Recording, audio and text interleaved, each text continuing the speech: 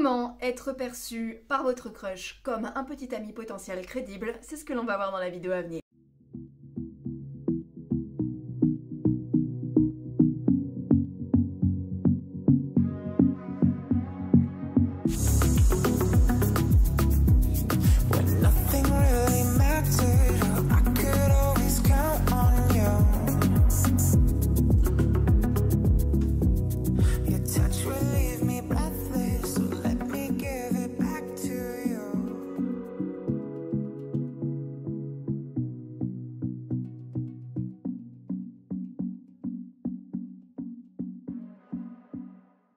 Salut mes petits bichons, j'espère qu'aujourd'hui ça va. Alors ne vous fiez pas à ma mine complètement déconfite, en réalité je vais très bien. C'est juste que j'ai la flemme de me maquiller, d'aller m'acheter de l'anti-cerne, voilà. D'ailleurs je vous le dis en passant, cette tête là que vous voyez là comme ça là, hormis les yeux et un peu la bouche, il y a pas de maquillage, voilà. En fait c'est le secret de ma mauvaise mine sur mes vidéos YouTube, je ne maquille pas ma peau. Alors dans la vidéo d'aujourd'hui je vais vous expliquer comment faire pour qu'une femme vous perçoive comme un petit ami potentiel. C'est une conversation que j'ai eue avec un de mes élèves récemment, et il y a quelque chose que très peu de gens ont l'air de vouloir comprendre, c'est que lorsque l'on a envie de donner à une femme l'envie de faire l'amour avec soi, la démarche n'est pas la même, et la démarche de séduction n'est pas la même que quand on a envie de donner à une femme l'envie d'être en couple avec soi. Et donc je vais vous donner des clés pour justement réussir l'entreprise numéro 2, c'est ce que l'on va voir ensemble. Mais avant de rentrer dans le vif du sujet, d'une part, pour ceux qui ne me connaissent pas, je suis Lola Morales, je travaille dans le milieu de la séduction depuis une dizaine d'années et je suis là pour accompagner les hommes et les aider à monter en charisme et notamment en calibre. Pourquoi? Parce que je dis toujours qu'une femme qui n'est pas attirée par vous ne se laissera pas séduire. Et pour ce faire, je propose des programmes de coaching. Et à ce sujet, j'ai 3 places disponibles. Et donc, pour ceux que ça intéresse, je propose donc des programmes de coaching sur 3 mois pour accompagner les hommes et les aider à devenir des versions 2 plus charismatiques et plus séduisantes. Alors, comment est-ce que je fais? C'est un programme en 3 mois. Tout d'abord, je suis là pour vous aider à sortir de votre timidité pour dépasser justement vos peurs. Ensuite, je suis là pour vous aider à monter en calibre et devenir le genre d'homme qui attire instantanément les gens en général et les femmes en particulier. Ensuite, je suis là pour vous aider à établir une bonne stratégie de rencontre pour rencontrer un max de gens qui vous conviennent. Et enfin, je suis là pour vous apprendre l'art de la séduction. Et c'est quelque chose que je fais depuis très longtemps. Si ça vous intéresse, vous pouvez cliquer sur le lien qui figure en barre d'infos ou en commentaire épinglé, vous cliquez, vous prenez rendez-vous avec moi et on en discute. Ceci dit, on va pouvoir entrer dans le vif du sujet. La première erreur que la plupart de mes élèves commettent, c'est vouloir absolument se vendre. Pourquoi est-ce que c'est une erreur? Parce que d'une part, vous n'êtes pas là pour vous vendre, vous êtes là pour vérifier qu'il y a compatibilité de caractère et pour vérifier que vous correspondez vraiment. Si vous entamez chaque interaction avec une fille qui vous plaît, ou si vous abordez une femme avec exclusivement l'optique de vous vendre et de lui promettre, enfin de lui montrer à travers ce que vous allez lui raconter que vous êtes un petit ami potentiel, vous êtes littéralement en train de vous placer sur l'échelle de la valeur en dessous d'elle. Pourquoi? Parce que la position la plus puissante lorsqu'il s'agit de parade de séduction, quelle que soit d'ailleurs la nature de votre rapport, qu'il soit personnel, amical, professionnel, ce que vous voulez, il est très important de comprendre que si vous abordez en fait ce genre d'interaction, si vous abordez une femme avec en tête l'idée que vous devez lui prouver quelque chose et que par conséquent elle n'a absolument rien à vous prouver, vous lui transmettez également ce message de manière plus ou moins consciente. Conséquence de quoi vous perpétrez en fait le fameux dicton disant que les hommes proposent et les femmes disposent.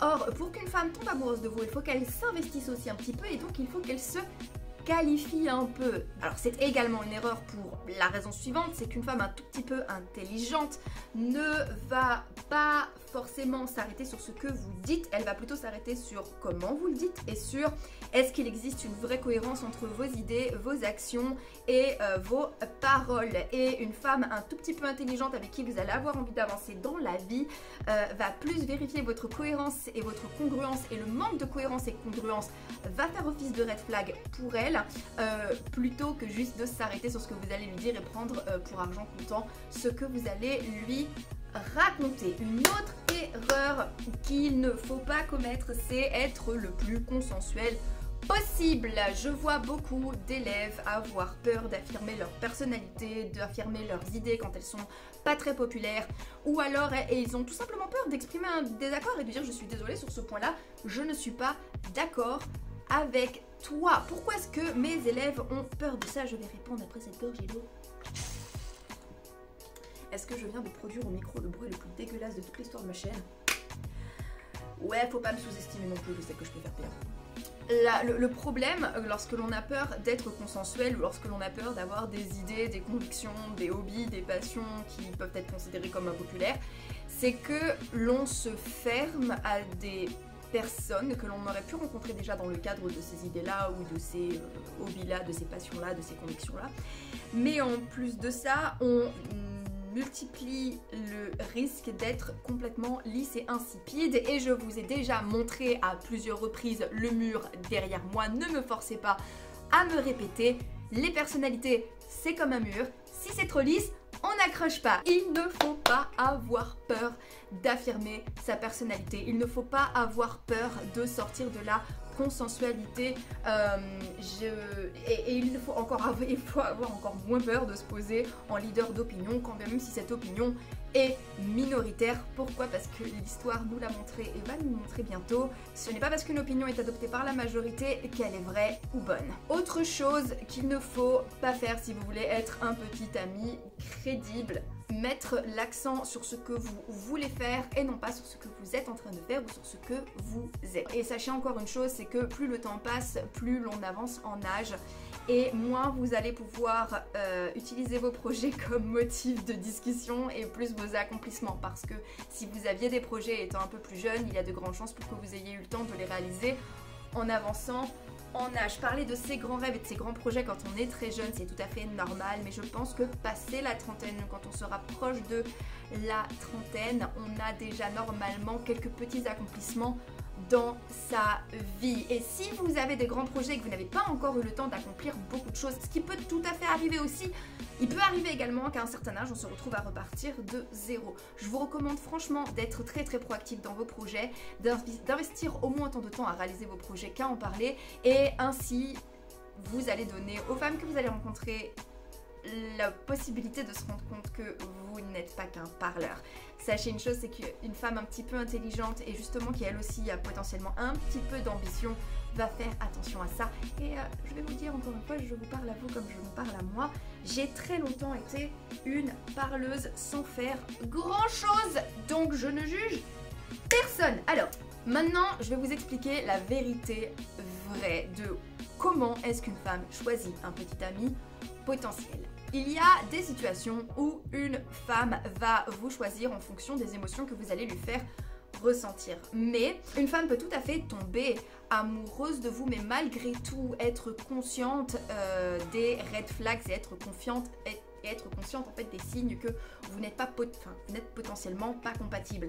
Et ces signes-là vont malgré tout prendre un peu de place dans sa tête et vont prendre une place suffisamment grande pour que ça lui gratte. Et ça m'est déjà arrivé en tant que femme de rencontrer des mecs qui avaient réussi à déclencher chez moi des émotions très fortes, mais pas assez pour que je me rende compte que nous n'étions pas viables pour une relation. Du coup, une femme un petit peu intelligente qui ne se fie pas que sur ce que vous parvenez à lui faire ressentir, qu'est-ce qu'elle regarde? Elle va vous voir comme un petit ami potentiel si elle voit votre univers, que votre univers ressemble au sien, qu'elle voit le futur vers lequel vous vous dirigez, qu'elle voit le futur que vous pouvez potentiellement représenter, et ce futur-là lui plaît. Une femme un peu mature, ça va être la première chose qu'elle va regarder.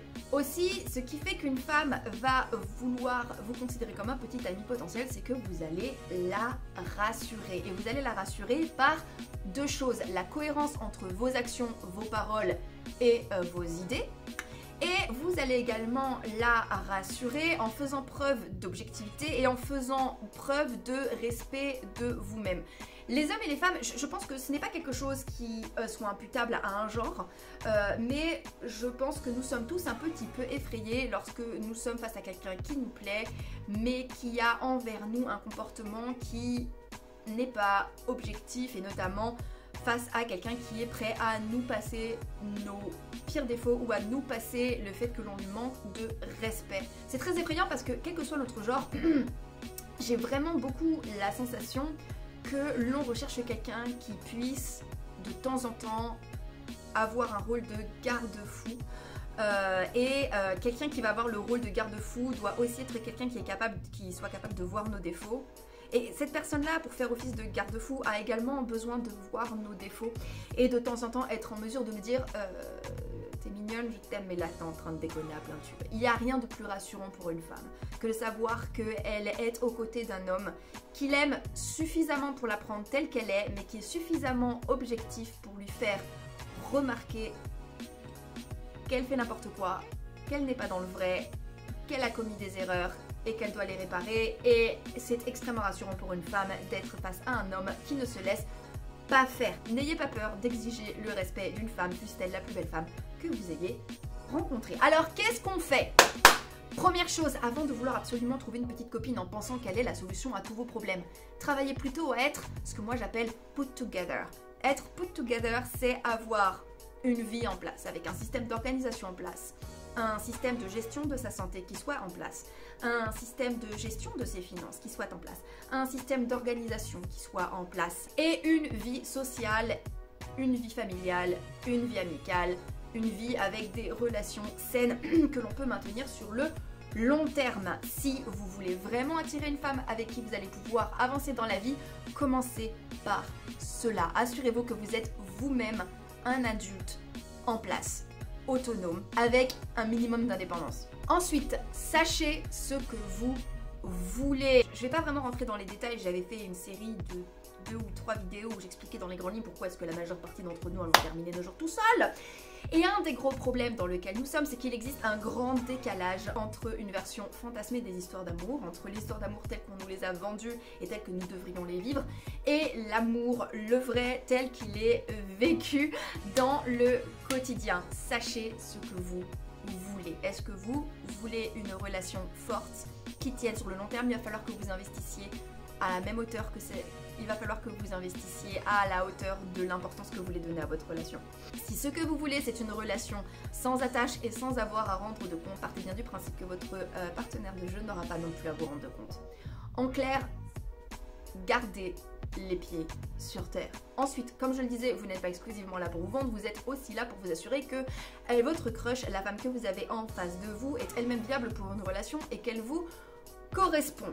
Et pour ce faire, il vous faut en amont savoir ce que vous recherchez chez une femme, savoir pourquoi est-ce que vous le recherchez chez une femme, savoir ce que vous recherchez dans une relation. Et lorsque vous allez rencontrer une femme, votre première démarche, plutôt que d'essayer justement de la conquérir, va consister à vous demander si elle vous correspondrait et si elle est viable pour une relation. Ceci étant fait, vous allez pouvoir vous placer en observateur et vous allez pouvoir de manière plus ou moins consciente amener votre crush à s'investir auprès de vous, à devoir elle-même se vendre un peu auprès de vous et à se qualifier auprès de vous, conséquence de quoi vous allez monter en valeur à ses yeux. Ensuite, on attend d'avoir cerné au minimum la femme que l'on a en face de soi avant de se prononcer sur ce que l'on veut d'elle. La meilleure réponse à donner à une femme qui vous demande qu'est-ce que tu veux, c'est, je cite, 2 points, ouvrez les guillemets, je ne sais pas si tu es ce que je veux, je pense qu'il est trop tôt, mais j'aimerais ça, ça, ça, ça, ça, ça. Je n'exclus pas que ce soit avec toi. Je te propose de continuer d'apprendre à nous connaître. Et il y a un moment où ça nous semblera évident. Meilleure réponse, je vous la donne, c'est cadeau. Vous l'adaptez à vous. Ça devrait le faire. Et il me simple que j'ai tout dit pour aujourd'hui. Cette vidéo était peut-être un peu longue. Si elle vous a plu, vous me mettez votre plus beau pouce. La conversation continue avec respect dans les commentaires. Sinon, comme je vous le disais, pour prendre rendez-vous avec moi pour un coaching, ça se passe sur le lien en barre d'infos ou en commentaire épinglé. Moi, en attendant, je vous embrasse, prenez grand soin de vous. Et comme d'habitude, n'oubliez jamais que si une petite quiche comme moi y arrive, tout le monde peut y arriver. Donc maintenant, c'est à vous de jouer.